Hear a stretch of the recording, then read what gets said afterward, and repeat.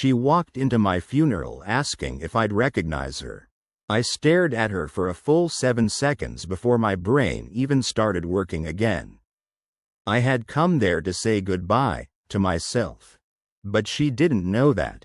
2 years earlier, I left the city with only 1 suitcase and 0 explanations. No calls, no messages, just silence. Why? Because I thought it was easier than heartache. Easier than watching someone I loved suffer because of my mistakes.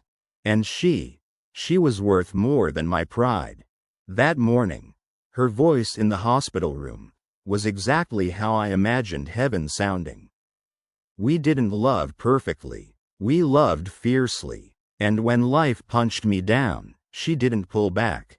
Not once. I walked out, not because I no longer loved her, but because I was afraid she'd love me back too much. Years passed. I built a new life, distant, numb, safe. But no matter how far I ran, her voice stayed in my head. On the day I got sick, really sick, I knew death was closer than tomorrow.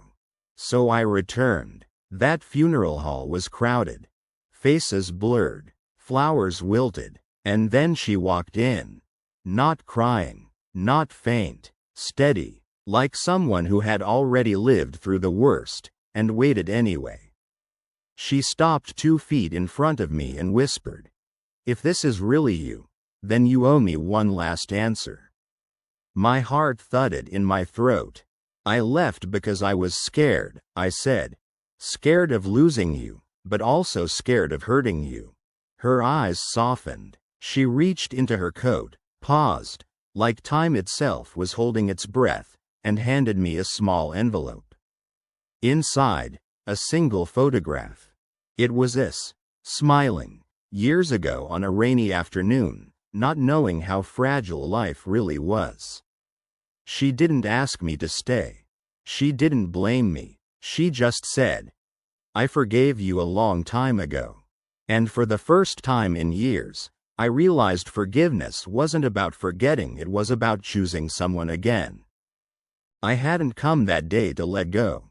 I came to find my way back.